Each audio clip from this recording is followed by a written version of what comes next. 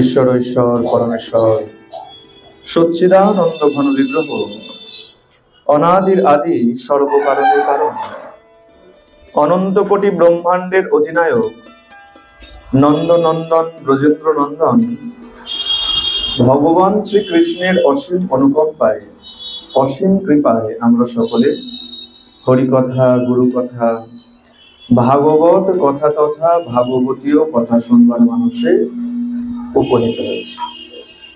থাকবো বেশি বাড়ালে গেই। আর আজকে এক বিশেষ তিথি, না শুধু বিশেষ বললে ভুল হবে, বৈষ্ণব জগতে বিশেষ বিশেষ বিশেষ তিথি। কি তিথি? নিত্যানন্দ ত্রয়োদশী। বলে যিনি হলেন ধারক, তাকেই যদি বাদ দাও তাহলে তুমি আর ভগবানকে এ জীবন কেন কোনো জীবনেই লাভ করতে পারবে। নিতাইয়ের কৃপা যদি না হয় গৌরকে তুমি কোনোদিন পেতে পারো। কেন? গৌর কার ধন? বলে নিতাইয়ের ধন। নিতাই চাইলেই তোমাকে গৌর সম্পত্তি দান করতে পারে, নচেত তুমি গৌর ধন কোনোদিন পেতে পারো। এ কারণে দেখা হলেই আমরা আগে প্রথমে বলি জয় নিতাই, জয় গৌর কিন্তু নয়। কেন? বলে নিতাইকে যদি ডাকো, নিতাইয়ের কৃপা হলে তাহলেই তুমি গৌরকে পাবে। এ কারণে সবাই বলি আগে জয় নিতাই।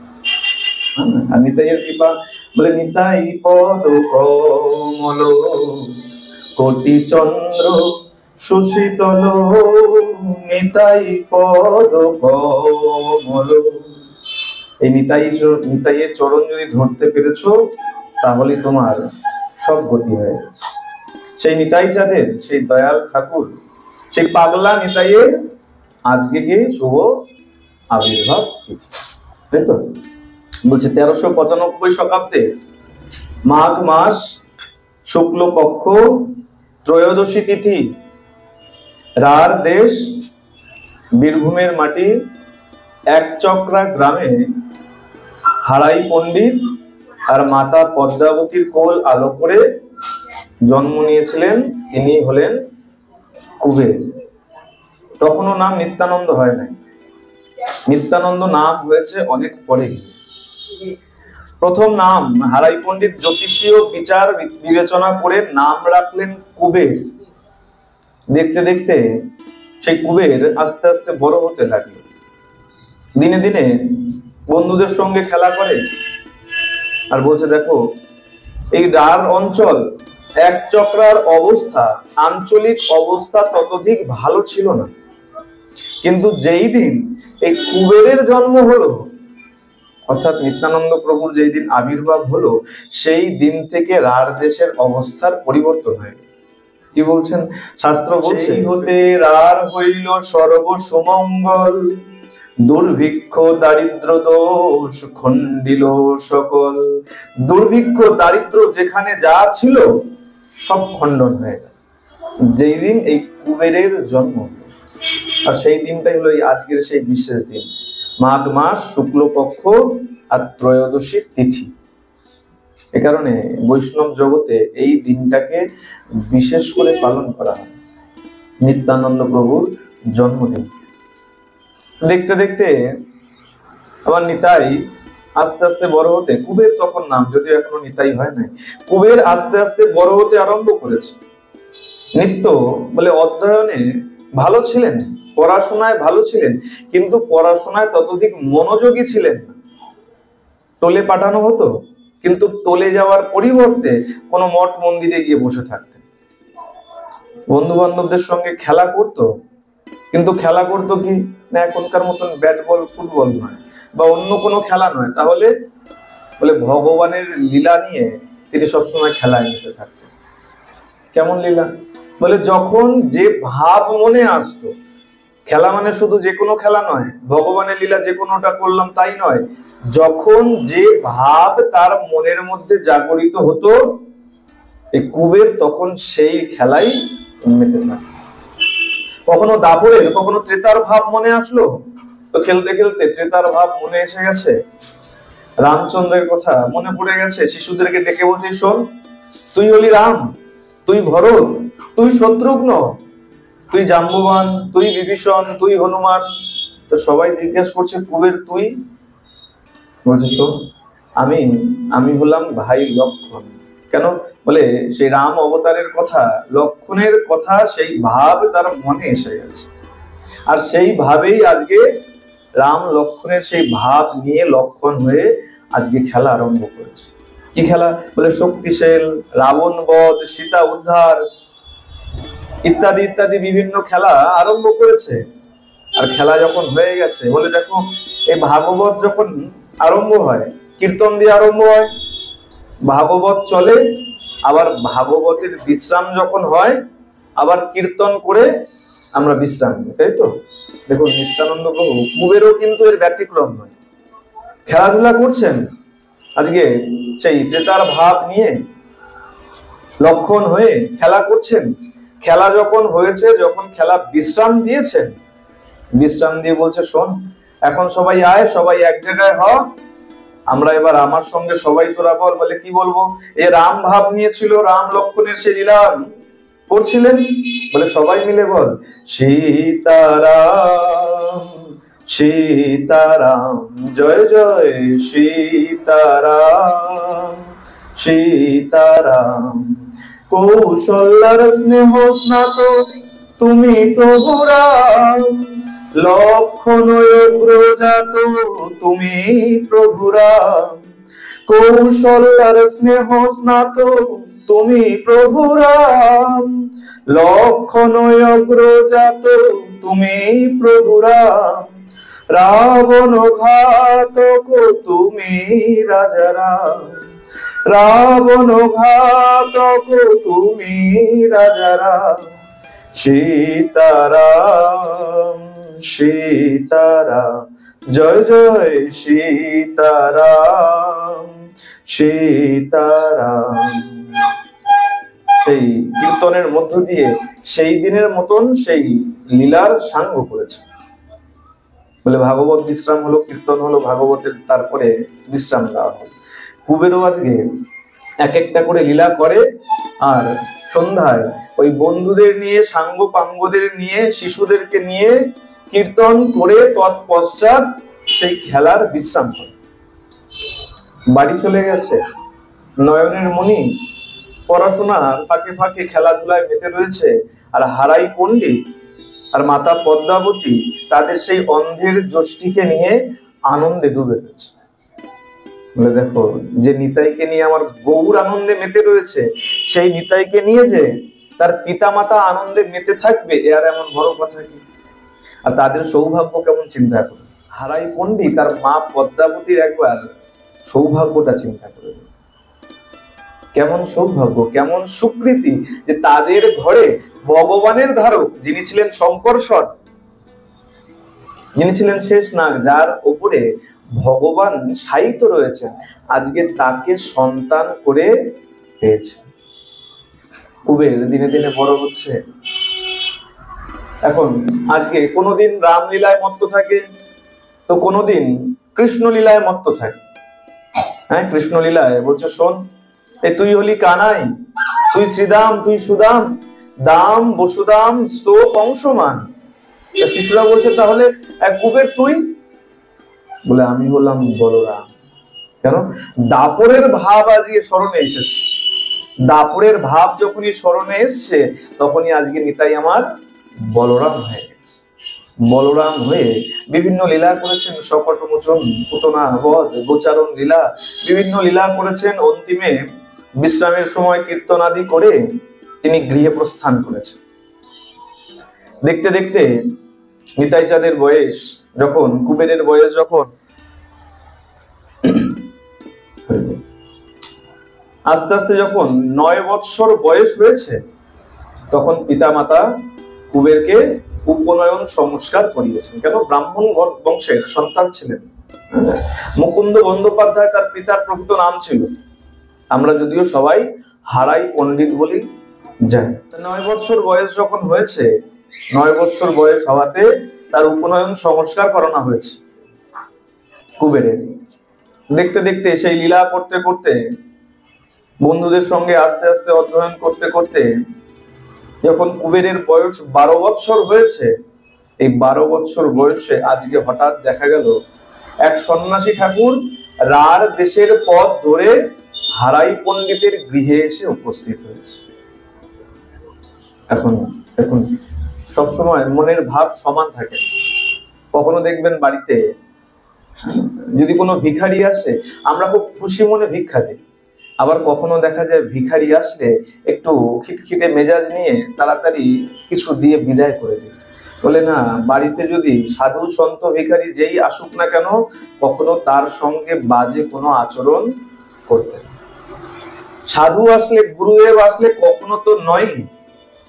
তাছাড়াও যদি কেউ এসে গেছে বাড়িতে, তখন তার সঙ্গে কখনো বাজে আচরণ করা উচিত না। বলে কখন ভগবান কি পরীক্ষা নেওয়ার জন্য তোমার দ্বারে এসে দাঁড়াবে তা কেউ বলতে পারে। আজকে হারাই পণ্ডিত যখনই সন্ন্যাসী এসছে, সন্ন্যাসী ঠাকুরকে দেখে হারাই পণ্ডিত লুটিয়ে পড়েছে, চরণে প্রণাম নিবেদন করেছে, ডাক দিয়েছে, পদ্মা তাড়াতাড়ি এসো, দেখো আজকে আমাদের কত সৌভাগ্য। কেন? বলে আজ আমাদের গৃহে সন্ন্যাসী এসছে। বলে জানো, সাধু সন্ন্যাসী গৃহে কেন আসে জানো? আমরা গৃহী, আমাদের গৃহে সন্ন্যাসীর কি কাজ? বলে না, সন্ন্যাসীর নিজের কোনো কাজ নাই। তাহলে মহান্ত স্বভাব হয় তারিতে পামর, নিজ কার্য নাই কিছু তবু যান পরঘর। মহান্ত স্বভাব হয় তারিতে পামর। কৃষ্ণদাস কবিরাজ গোস্বামীপাদ সিদ্ধান্ত দিচ্ছেন, বলে নিজের কোনো কাজ নাই, মহান্ত স্বভাব, তার স্বভাবটাই এমন। কেন? গৃহীর কল্যাণ করবার জন্য উপযাচক হয়ে আমাদের গৃহে আসে, আমাদের কল্যাণ করবার জন্য। কেন? বলে তুমি সন্ন্যাসীকে কি দান করবে? সন্ন্যাসীকে কিছু দান করবার। আজকে সন্ন্যাসী এসছেন, আর সেইখানে সেই সন্ন্যাসীর আপ্যায়ন করা হয়েছে। মা পদ্মাবতী সহধর্মিনী, উপযুক্ত সহধর্মিনী আপ্যায়ন করেছেন। সমস্ত রাত্র সেখানে হরি কথা, গুরু কথা কীর্তন করতে করতে কেটে গেছে। বলে সাধুগুরু যখন আসে, পারবে যতদূর সম্ভব তার থেকে কিছু উপদেশ নেবার জন্য, হরি কথা, গুরু কথা তার মুখ থেকে শুনবার। অমৃত কথা গুরুর মুখ থেকে শুনলে তার মূল্য আরো বেশি বেড়ে যায়। এখন সারা রাত্র যখন সেই পণ্ডিতের সঙ্গে, হারাই পণ্ডিতের সঙ্গে সেই সন্ন্যাসী ঠাকুর, যদিও এখানে সন্ন্যাসী ঠাকুরের নাম নিয়ে কিছু মতভেদ আছে। কোথাও ঈশ্বর পরিপাতকে বলা হয়েছে, আবার কোথাও অন্য অন্য নাম উল্লেখ করা হয়েছে। তাই সেই নামের প্রসঙ্গে আমি বিস্তর যাচ্ছি। সেই সন্ন্যাসী ঠাকুর সমস্ত রাত্র যখন হরিকথা হয়েছে, পরের দিন যখন প্রভাত হয়েছে, প্রভাত হতেই আজকে সন্ন্যাসী ঠাকুর বলছেন যে পণ্ডিত, এখন আবার যাওয়ার সময় হলো, আমাকে এবার বিদায় দাও। সন্ন্যাসী ঠাকুর যখনই বিদায় চেয়েছেন, হারাই পণ্ডিত বলছেন, সন্ন্যাসী ঠাকুর, এই গৃহীর গৃহে সেবা নিলে পরে গৃহীর উচিত কিছু দান দক্ষিণা দেওয়া, কিছু দক্ষিণা দেওয়া। তা আমার কর্তব্য আপনাকে কিছু দক্ষিণা দেই। তখন সন্ন্যাসী ঠাকুর এই নামদেবের মতন চিন্তা করুন, সন্ন্যাসী ঠাকুর হাসছেন, বলে পণ্ডিত, এই তুমি যে দান দেবে, আমি তো মায়াবাদী, সর্বত্যাগী সন্ন্যাসী, আমি দান নিয়ে কি করব? দানে তো আমার কোনো প্রয়োজন নাই, আমার কোনো দানে প্রয়োজন নাই। আচ্ছা, কিন্তু তুমি যখন বলছো, আমারও বহুদিনের মনের একটা আশ আছে, একটা বাসনা আছে। কি বাসনা? বলে আমি তো সন্ন্যাসী, পথ চলি, আস্তে আস্তে বৃদ্ধ হব, পথ চলতে যদি না পারি, আমার একটা সহায়ের প্রয়োজন আছে। এটা হলো জাগতিক দৃষ্টিতে, কিন্তু বাস্তবতা কি? বলে যে যে কাজে এসছে তাকে সেই কাজে এগিয়ে নিয়ে যাওয়াই হলো আমার প্রকৃত কাজ। কুবের তো ঘরে বসার জন্য আসে নাই, তিনি এসছে নাম প্রেম ধন এনেছেন গৌরহরি, কিন্তু গৌরহরি তো বিতরণ করে নাই। খুব সুন্দর আচার্যগণের তাদের আস্বাদন খুব অদ্ভুত হয়। দেখুন, খুব সুন্দর বলছে, নাম তো নিয়ে এসেছেন গৌরহরি, তা গৌরহরি বিতরণ কেন করলেন না? প্রশ্ন আছে তো। গৌরহরি তো নাম বিতরণ, প্রেম বিতরণ করতে পারতেন না, তার বদলে কে করলেন? নিতাই আমার নাম বিতরণ করলেন। বলে কেন? বলে না, নিজের ধন নিজে বাটলে অনেক সময় কম কম দিতে হতে পারে। আমার সম্পত্তি আমি চাইলে অনেক সময় কম কম দিতে পারি, কিন্তু আমার সম্পত্তি যখন আমি অন্যের হাতে তুলে দেবো, আর যদি বলি এটা বেটে দাও, সে মন ভরে, আর সে যদি আবার দয়াল ঠাকুর হয়, দেখেছি তো ক্যাটারিং এ বাড়িতে যখন খাওয়া চলে, হ্যাঁ আমার বাড়ির ক্যাটারিং হলে আমার দিতে গায়ে লাগে, তাই দুটো মিষ্টির বদলে একটা মিষ্টি চলে গেলে হিসাব করতে থাকবে, এই না জানি একটা কোথায় কম পড়ে যাবে। কিন্তু যদি সেই পাত্র আপনার হাতে তুলে দেই আর বলি মা এই যাও সবাইকে একদম পেট পুরে খাইয়ে দাও, আপনি কি করবেন? একদম দিলদার হয়ে বেটে দেবেন। আজকে গৌর হরি নাম নিয়ে এসেছে ঠিকই, কিন্তু আমার পাগলা নিতাই যদি না বাড়তো, এভাবে অযাচক ভাবে নাম কিন্তু কেউ, যাকে দেখেছে, চন্ডাল ব্রাহ্মণ বিচার করে নাই, যারে দেখে তারে কহে কহ গৌর হরি, গৌর নাম করতে বলেছে, যাকে দেখেছে তাকে ধরেই নিতাই আমার নাম দিয়েছে। আজকে এই সন্ন্যাসী ঠাকুর বলছে দেখো অনেক দিনের মনের আশ আছে আমার। কি আশ? বলে দেবে যখন বিচার করেছো তাহলে 3 সত্য করো, 3 সত্য করো, নচেত তুমি যদি পরে বলো যে না আমি দান দেব না, দেবে যখন আগে সংকল্প করো, 3 সত্য করো, বলো সত্য সত্য সত্য। হারাই পণ্ডিত আর কিছু ভাবেন নাই, সন্ন্যাসীকে দান দিতে হবে, দান না দিলে সেবা কখনো সম্পূর্ণ হয়, দক্ষিণা প্রদান না করলে সেবা কখনো সম্পূর্ণ নয়। হারাই পণ্ডিত কি করলেন? 3 সত্য করে দিলেন, সত্য সত্য সত্য। যখনই সত্য করেছেন, সত্য যখনই বলা সম্পূর্ণ হয়েছে, অমনি ওই সন্ন্যাসী ঠাকুর চেয়ে বসেছেন, বলে দেখো দান যখন দেবেই এক কাজ করো, তোমার যে সন্তান কুবের, সেই কুবেরকে আমাকে দান করো, কুবেরকে দান করে দাও।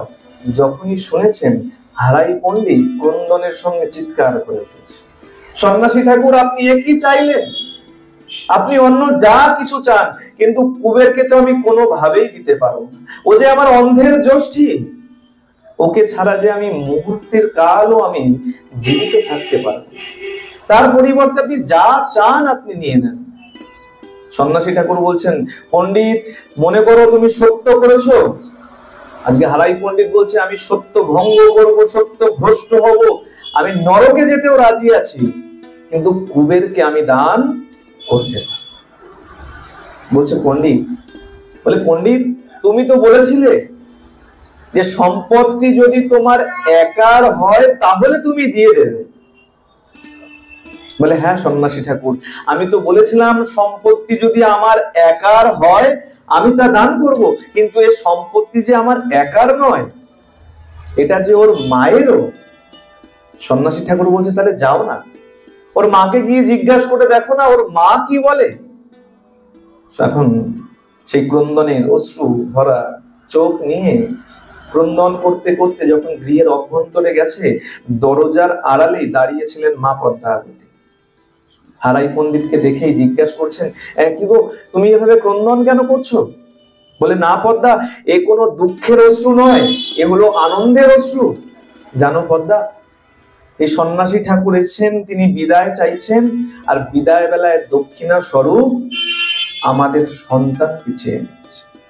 যখনই শুনেছেন, মা পদ্মাবতী ও ক্রন্দনে ভেঙে পড়েছেন যে না এটা কখনো সম্ভব নয়, আমি আমার প্রাণের ধন অন্ধের জ্যোষ্ঠী, আমি আমার কুবেরকে আমি কখনোই দান করতে পারবো। সন্ন্যাসী ঠাকুরের কথা মতন যখন হারাই পণ্ডিত বলেছেন জানো দান তো আমিও করতে পারবো না, কুবেরকে ছেড়ে আমরা যে কোনোভাবেই থাকতে পারবো না, কিন্তু আমি কি করব বলো, আমি যে সত্য করে নিয়েছি, 3 সত্য করে নিয়েছি, এই সত্য ভ্রষ্ট করে কি করে। যখনই শুনেছেন 3 সত্য করে নিয়েছেন, তখন পদ্মাবতী বলছেন তাহলে আর কি করার, যে মুহূর্তে তুমি 3 সত্য করে নিয়েছো সেই মুহূর্তে যে আমারও 3 সত্য করা হয়ে গেছে। কেন? আমি যে তোমার সহধর্মিনী অর্ধাঙ্গিনী, তোমার সত্য করার সঙ্গে সঙ্গে আমারও যে সত্য করা হয়ে গেছে। কত সুন্দর বিচার দেখুন, হ্যাঁ, যে স্বামী যখন সত্য করে নিয়েছে তার সঙ্গে সঙ্গে আমারও সত্য করা হয়। এখন কজনে এই বিচার মনে রাখে? বলে স্বামী যা বলেছে বলেছে, আমার বিচার আমার কাছে, স্বামীর বিচার স্বামীর কাছে। মা পদ্মাবতী বলছেন দেখো সত্য যখন করে নিয়েছো আর তোমার সঙ্গে যখন সত্যের অঙ্গীকার আমারও হয়ে গেছে, বেশ আমি আমার সন্তানকে দান। হারাই পণ্ডিত জিজ্ঞাসা করছে, তুমি মা হয়ে পারবে তোমার পুত্রকে দান করতে? মা পদ্মাবতী বলছে, যদি পিতা হয়ে তুমি দান করতে পারো তাহলে মা হয়ে আমি কেন পারবো? তখন হারাই পণ্ডিত মায়ের আজ্ঞা নিয়ে, পদ্মাবতীর আজ্ঞা নিয়ে সন্ন্যাসী ঠাকুরের কাছে এসে দাঁড়িয়েছিল। হাত দিয়েছেন কুবেরকে, কুবের বাবা তাড়াতাড়ি আয়, তাড়াতাড়ি আয়। কুবের খেলছিল, কুবের ছুটতে ছুটতে এসেছে। আজকে কুবেরকে হাতে করে ধরে নিয়ে কুবেরকে আদর করে আজকে সন্ন্যাসী ঠাকুরের হাতে তুলে দিয়েছে। সন্ন্যাসী ঠাকুরকে বলছেন, সন্ন্যাসী ঠাকুর, শুনেছিলাম ত্রেতা যুগে পিতৃসত্য পালিবারে রাম গিয়েছিল বনে, আর আজকেও সেই কথাকেই স্মরণ করে মাতৃবাক্যের সত্যতা রক্ষার জন্য আমি আমার কুবেরকে আমি সন্ন্যাসীর হাতে তুলে দিলাম। সন্ন্যাসী ঠাকুর, আমার এই পুত্র, এই কুবের তো চেয়ে খেতে জানে না, ওর ক্ষুধা পেলে ও কখনো চেয়ে খেতে জানে না, আর এই হলো আমার অন্ধের জ্যোষ্ঠী, আমি কি করে একে ছাড়া থাকবো? দুজনে যখন ক্রন্দনে ভেঙে পড়েছে, সন্ন্যাসী ঠাকুর বলছে, শোনো, আজকে হয়তো ওকে আমি নিয়ে যাচ্ছি, কিন্তু ও কিন্তু একদিন চলে যেতই। ও তো ঘরে থাকবার জন্য আসে নাই, ও যে কাজ নিয়ে এসছিল আজ না হোক কাল ও চলে যেতই। সুতরাং ক্রন্দন করো না, চোখ মুছো, এই নিয়ে দুঃখ করো না, ভগবানের নামে হরি নামে তোমরা মত্ত হয়ে থাকো। সেখান থেকে সেই সন্ন্যাসী ঠাকুর, তখন এই কুবেরের বয়স 12 বৎসর, সন্ন্যাসী ঠাকুর কুবেরকে নিয়ে রওনা দিলেন তীর্থে তীর্থে। তীর্থ ভ্রমণ করতে করতে এখনো কুবেরের দীক্ষা হয় নাই। ঘুরতে ঘুরতে দাক্ষিণাত্যের পাণ্ডুরপুর গ্রামে এসে উপস্থিত হয়েছে। কুবেরকে সন্ন্যাসী ঠাকুর বলছেন, কুবের যাও গঙ্গা স্নান করে এসো, আজকে তোমাকে আমি মন্ত্র দেব। গঙ্গা স্নান করে এসছেন কুবের। কুবের যখন গঙ্গা স্নান করে এসছেন, ওই সন্ন্যাসী ঠাকুর তখন কৃষ্ণ মন্ত্র প্রদান করেছে। আর কৃষ্ণ মন্ত্র প্রদান করার পর এই সন্ন্যাসী ঠাকুর কুবেরকে এমন দৃঢ় আলিঙ্গন করেছেন, এমন ভাবে জড়িয়ে ধরেছেন, ওই জড়িয়ে ধরাতে, আলিঙ্গন করাতে প্রেমের ভাবে ওই সন্ন্যাসী ঠাকুর কুবেরের সঙ্গে এক হয়ে গেছে। যেমন গৌরহরি বলা হয় নীলাচলে যখন লীলা করেছেন, আর অন্তিম লীলাতে তিনি জগন্নাথের সঙ্গে লীন হয়ে গেছেন। আজকেও ঠিক তাই, সেই সন্ন্যাসী ঠাকুর যে কুবেরকে গৃহত্যাগী করে নিয়ে এসেছেন, তিনি এত দৃঢ় আলিঙ্গন করেছেন, ওই আলিঙ্গনের ফলে আজকে সন্ন্যাসী ঠাকুর কুবেরের সঙ্গে এক হয়ে গেছে। আর যখন দীক্ষা মন্ত্র দিয়েছে, তখন থেকে তার নাম পরিবর্তন করে নাম দিয়েছেন নিত্যানন্দ রাম। বলিয়ে নিত্যানন্দ ভগবান কি, শঙ্করসন ভগবান কি। এখন যখনই বিলীন হয়ে গেছে, কুবের এখন সেই সন্ন্যাসী ঠাকুরকে আর খুঁজে পাচ্ছে না। চিৎকার করছেন, সন্ন্যাসী ঠাকুর, সন্ন্যাসী ঠাকুর, আপনি কোথায়? আপনাকে তো দেখতে পাচ্ছি না। সন্ন্যাসী ঠাকুর অন্তর থেকে উত্তর দিচ্ছেন, পুত্র তুমি কিছু চিন্তা করো না, আমি তোমারই অন্তরে রয়েছি, তুমি এগিয়ে চলো। তখন কুবের বলছে, আমি কে, আমার পরিচয় কি? সন্ন্যাসী ঠাকুর বলছে, শোনো, তুমি হলে ব্রজের বলরাম, তুমি ব্রজের বলরাম, আজ থেকে তোমার নাম নিত্যানন্দ রাম। এখন যখনই বলরাম বলেছে, মানে বলাই, তুমি ব্রজের বলাই, তা আমি যদি ব্রজের বলাই হব, তাহলে আমার ভাই কানাই কোথায়? আমি যদি বলাই হব, তাহলে আমার ভাই কানাই কোথায়? খুঁজতে শুরু করেছে। যখনই বলাই হয়ে গেছে, এবার তার পূর্বের স্মৃতি মনে পড়েছে। সন্ন্যাসী ঠাকুর জিজ্ঞাসা করেছে, কুবের তোমার কি পুরনো কথা কিচ্ছু মনে পড়ছে না? বলে, কেন সন্ন্যাসী ঠাকুর? বলে, তোমার নাম কি? বলে, আমার নাম কুবের। পিতার নাম কি? বলে, হারাই পণ্ডিত। কোথায় বাড়ি? কেন এক চক্রা? আচ্ছা, পুরনো কথা কি তুমি সব ভুলে গেছো? কোন পুরনো কথা? বলে, সেই বৃন্দাবনের কথা, যমুনা পুলিনের কথা, ভাই কানাইয়ের কথা, গোচারণের কথা, তোমার কি কিচ্ছু মনে পড়ছে না? যখনই স্মরণ করিয়েছেন সন্ন্যাসী ঠাকুর, তখন আস্তে আস্তে কুবেরের সেই পূর্ব স্মৃতি আবার সব মনে পড়ে গেছে। আজকে ছুটেছেন অন্তরে সেই সন্ন্যাসী ঠাকুর। অনেকে বলে যে বিশ্বরূপ, অনেক জায়গায় পাওয়া যায় যে বিশ্বরূপ এসেছিলেন, সন্ন্যাস ধর্ম দিয়ে তাকে নিয়ে গেছেন, সেই বিশ্বরূপী তার সঙ্গে বিলীন হয়ে গিয়েছে। আবার কোন গ্রন্থে পাওয়া যায় ঈশ্বর পরিপাদ এসেছিলেন। এই বিষয় নিয়ে কিছু মতভেদ আছে। অনেকে অনেক রকম মতভেদ দিক রেখেছেন, যে কারণে নামের উল্লেখ আমি করলাম না, সন্ন্যাসী ঠাকুর বলে এগিয়ে গেলাম। এখন অন্তর থেকে যখন সন্ন্যাসী ঠাকুর ফুৎকার দিচ্ছেন, আর আমার পাগলা নিতাই আজকে ছুটতে আরম্ভ করেছে, কেন? ভাই কানাইয়ের খোঁজে। আমি যদি বলাই হব তাহলে আমার ভাই কানাই কোথায়? ঘুরতে ঘুরতে, অনেক তীর্থ ঘুরতে ঘুরতে আজকে সে উপস্থিত হয়েছে মথুরাতে। আর যাকেই দেখে তাকেই জিজ্ঞাসা করে, হ্যাঁ গো আমার ভাই কানাই কোথায় জানো? খুঁজে বেড়াচ্ছে আমার ভাই, যাকেই দেখে তাকেই জিজ্ঞাসা করে, বলতে পারো আমার ভাই কানাই কোথায় আছে? হঠাৎ করে পেছন থেকে কেউ এই নিত্যানন্দকে ডাক দিয়েছে, অবধূত, ও অবধূত ঠাকুর কোথায় চললে? যেই ডাক দিয়েছে অবধূত, ও অবধূত, নিত্যানন্দ ঘুরে তাকিয়ে জিজ্ঞাসা করছে, আচ্ছা এত তীর্থ ঘুরলাম, কেউ আমাকে চিনলো না, তুমি আমাকে চিনলে কিভাবে? তখন এই যে ডাক দিয়েছে অবধূত ও অবধূত, তিনি হলেন মাধবেন্দ্রপুরী। মাধবেন্দ্রপুরী গোসাই বলছেন, হ্যাঁ গো তোমাকে কি আর আমি আজ থেকে চিনি? তোমাকে তো সেই কোন যুগ থেকে আমি চিনি। কখনো তুমি বড় ভাই হয়েছো, কখনো আবার ছোট ভাই হয়েছো। রাম অবতারে তুমি হয়েছিলে লক্ষণ, আবার দাপরে কৃষ্ণ অবতারে তুমি আবার সেই বলাই হয়ে এসেছিলে। বলে আচ্ছা তুমি যদি আমাকে চেনো, আর কবে থেকে নাকি চেনো, তাহলে তুমি আমার ভাইকেও চেনো? তাহলে বলে দাও না আমার ভাই কোথায় আছে? আমাকে যখন চেনো আমার ভাইকে নিশ্চয়ই চেনো, তাহলে বলে দাও না আমার ভাই কোথায় আছে? বলে আচ্ছা এই যে তোমার ভাইকে খুঁজছো, তোমার ভাইয়ের পরিচয় চাইছো, তোমার ভাই দেখতে কেমন ছিল? তোমার ভাইয়ের কিছু পরিচয় তো দাও, তাহলে আমি বুঝতে পারবো যে না তোমার ভাই কোথায় কিভাবে আছে। বলে আচ্ছা বেশ, পরিচয় দিয়েছেন নিতাই। কি পরিচয়? বলে শোনো, আমার ভাই ভ্রমরার মতন কুচকুচে কালো ছিল। কৃষ্ণ তো কেমন ছিল? ভ্রমরার মতন কুচকুচে কালো ছিল, বাঁকা হয়ে দাঁড়াতো। গোবিন্দ তো সোজা হয়ে দাঁড়াতে পারে না, 3 বাঁক আছে, তাই তো? তাহলে কি বললো? ভ্রমরার মতন কুচকুচে কালো ছিল, বাঁকা হয়ে দাঁড়াতো, বাঁশি বাজাতো, আর আর বলে নিতাই আমার চুপ করে গেছে। মাধবেন্দ্রপুরী জিজ্ঞেস করছে, আর কি বলো? পরিচয় যদি সঠিকভাবে না দাও তাহলে বুঝবো কি করে? বলে না, আর যেটা সেটা বলা যাবে না। বলে কেন বলা যাবে না? বলে না, এটা সবাইকে বলবার মতো না। বলে মানুষের কিছু গুণ থাকে যা সবার কাছে বলা যায়। আজকে আমি যদি চুরি করি, আমি বলবো যে আমি চোর? না, সেটা নিশ্চয়ই বলবো।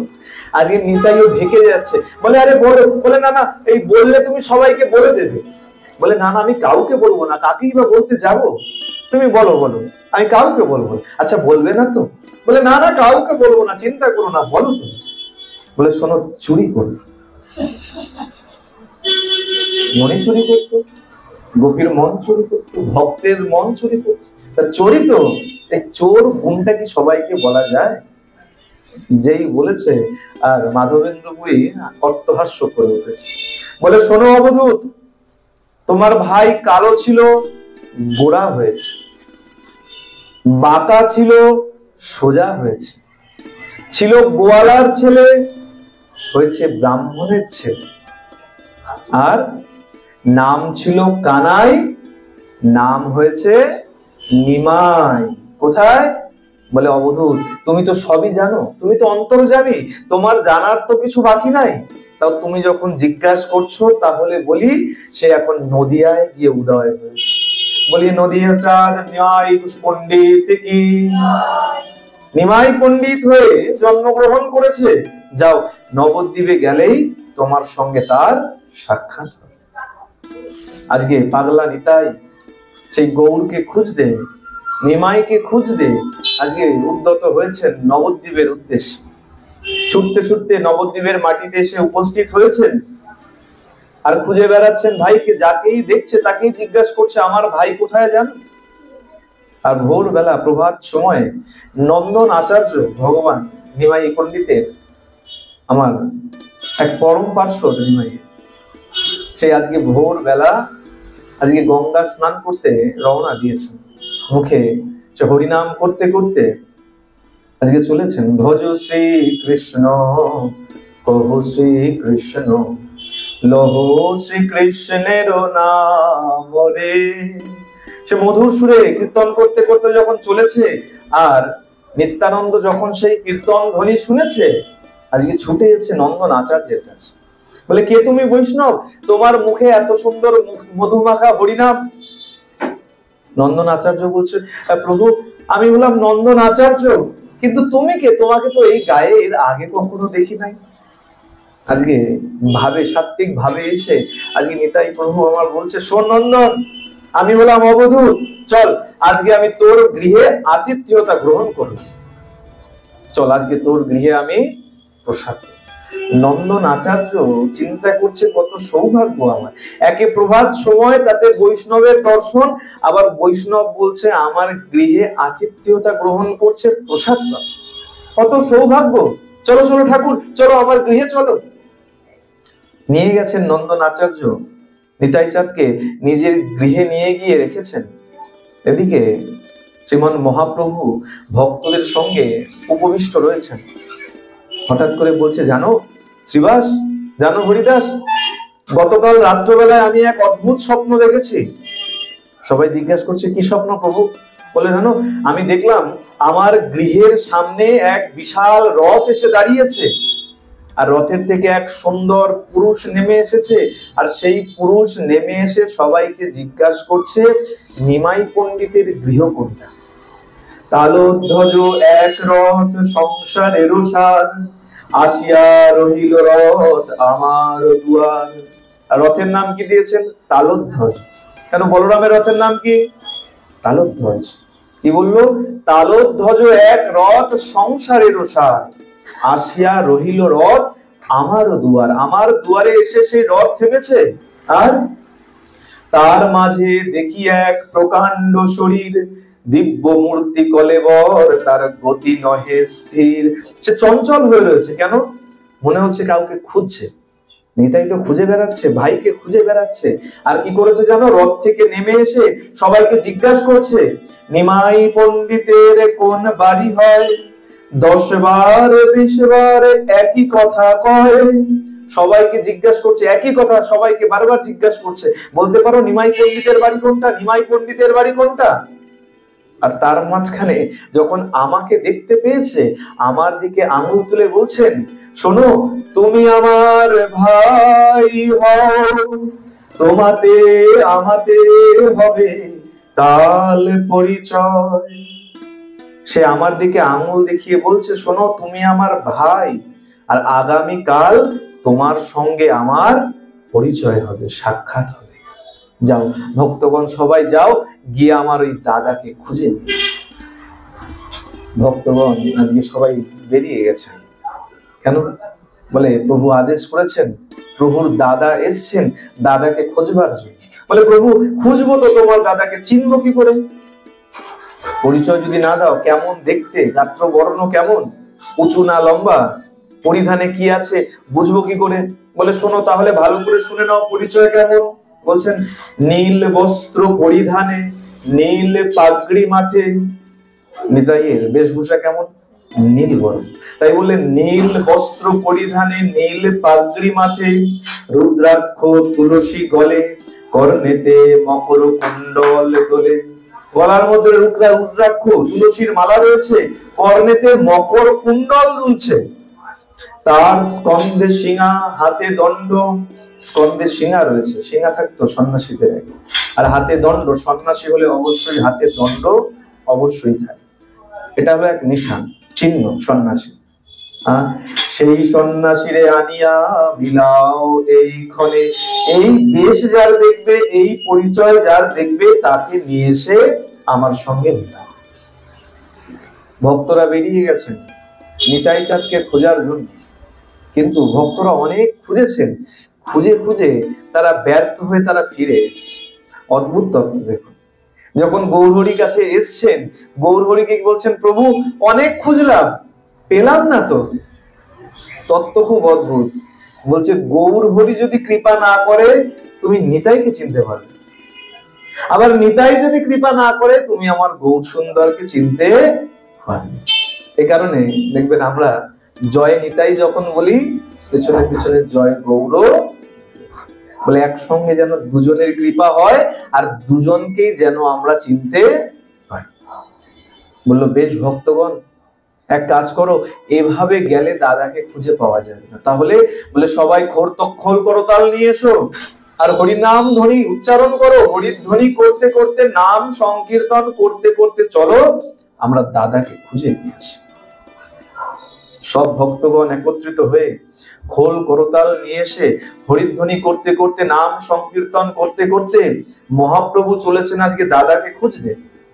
আচ্ছা, মহাপ্রভু কোথায় খুঁজবেন? তাকে তো খোঁজার প্রয়োজন নাই, তিনি তো অন্তর্যামী, তিনি জানেন দাদা এসছেন এবং কোথায় আছে তাও তিনি জানেন। তিনি আজকে সোজা গিয়ে নন্দন আচার্যের গৃহে গিয়ে উপস্থিত হয়েছেন নাম কীর্তন করতে করতে। নন্দন আচার্য মহাপ্রভুর কণ্ঠধ্বনি শুনেই বুঝতে পেরেছেন প্রভু এসছেন, ছুটতে ছুটতে বাইরে এসছেন, লুকিয়ে পড়েছেন চরণে প্রভু। আজকে মহাপ্রভু বলছে, আচ্ছা নন্দন, তোমার গৃহে কি কোনো সন্ন্যাসী এসছে? যেমনি মাত্র জিজ্ঞাসা করেছেন, দেখুন নন্দন আচার্য কিন্তু প্রভুকে বলেন নাই প্রভু আমার গৃহে সন্ন্যাসী এসছেন। মহাপ্রভু জিজ্ঞাসা করছেন, নন্দন তোমার গৃহে কি কোনো সন্ন্যাসী এসছেন? নন্দন বলছেন, হ্যাঁ প্রভু।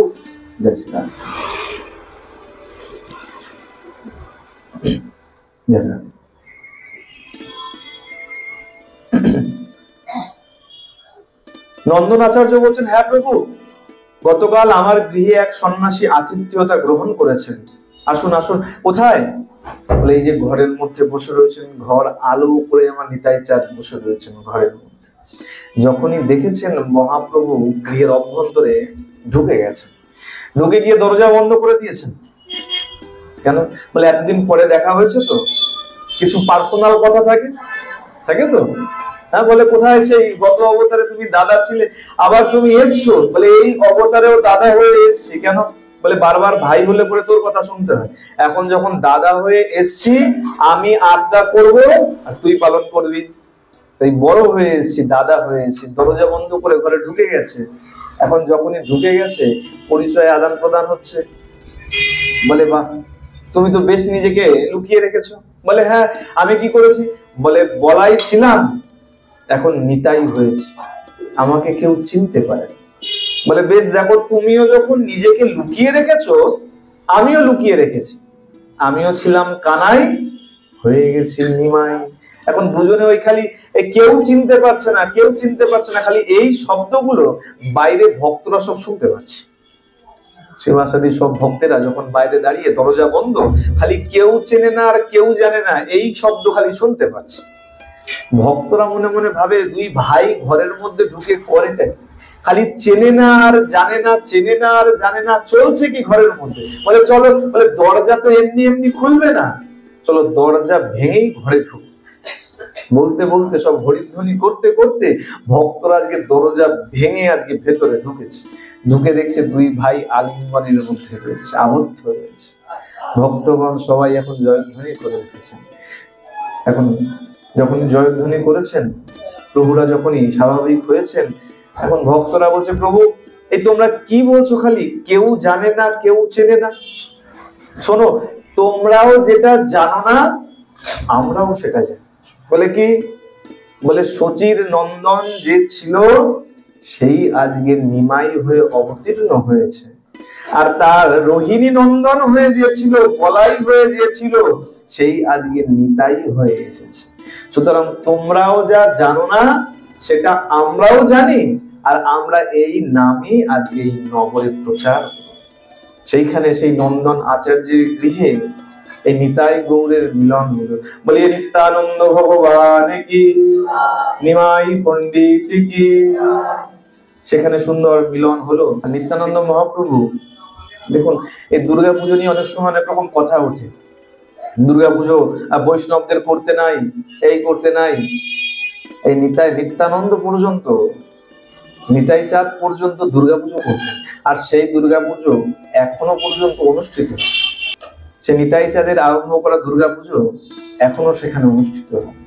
এভাবে এই আজকের সেই দিনে নিতাই চাঁদ আসলেন, আর যারা গেছেন একচক্রা গ্রামে, এই একচক্রারও খুব সুন্দর কথা আছে। এই একচক্রা গ্রামের নাম একচক্রা কেন ছিল?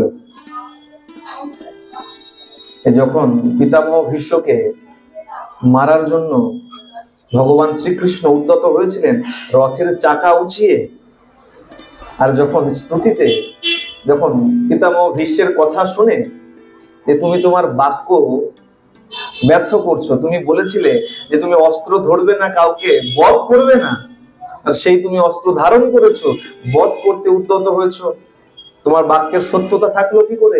যখন স্মরণ করিয়েছে গোবিন্দ, যখন সেই চাকা যখন নিচে ফেলে দিয়েছে, চাকা চিন্তা করছে প্রভু তোমার সেবায় লাগতাম, তুমি উঁচিয়ে ধরেছিলে, ভেবেছিলাম তোমার সেবায় লাগবো, কোনো একটা কার্য তুমি করবে, আর তুমি আবার যখন ফিরে দিলে তা আমি থাকবো কোথায়? বলে যাও তুমি গড়িয়ে গড়িয়ে সেই বীর দেশে গিয়ে উপস্থিত হও। সেই বীরভূম, সেই চাকা গড়াতে গড়াতে এই বীরভূমে এসে উপস্থিত হয়েছে। আর সেই বীরভূমে একচক্রা গ্রামে নিত্যানন্দ মহাপ্রভু অবতীর্ণ হয়েছেন। এই কারণে এই জায়গার নাম একচক্রা।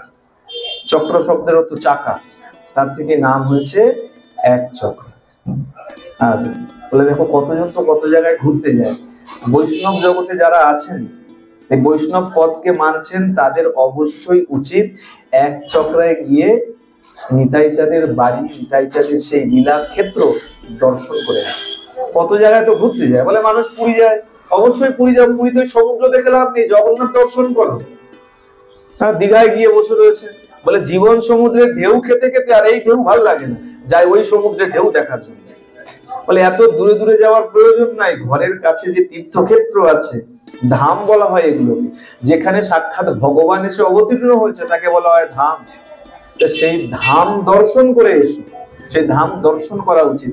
আর নিতাইয়ের জন্মভূমি, হ্যাঁ, সেখানে যেখানে যে বকুল গাছের নিচে ধাইমা নিতাই চাঁদের সেই নারী কেটে পুঁতে দিয়েছিল, সেই জায়গাও এখনো আছে। যে বকুল গাছে নিতাই উঠে উঠে খেলা করতেন উপরে নিচে, সেই বৃক্ষ এখনো রয়েছে। সবার উচিত সেই তীর্থগুলোকে দর্শন করা। এতে কি হয়? এতে ভক্তির জাগরণ হয়। আর নিতাই চাঁদের কৃপায় সেই স্থান দর্শন করলে তোমার মধ্যে ভক্তি উঠলে ভক্তির জন্ম হয়। এ কারণে এইসব স্থান বিশেষ করে দর্শন করা উচিত। এইসব স্থান আছে দিব্য দর্শন, এগুলো যাবেন, এখানে গিয়ে দর্শন করে আসবেন। আসুন, আর বিস্তারিত করছি না, এখানে আজকের এই নিত্যানন্দ ত্রয়োদশী উপলক্ষে নিতাই চাঁদের কথা শ্রবণ করে এখানেই ভাগবতীয় কথার বিশ্রাম দিচ্ছি। বহুল ভ্রান্তি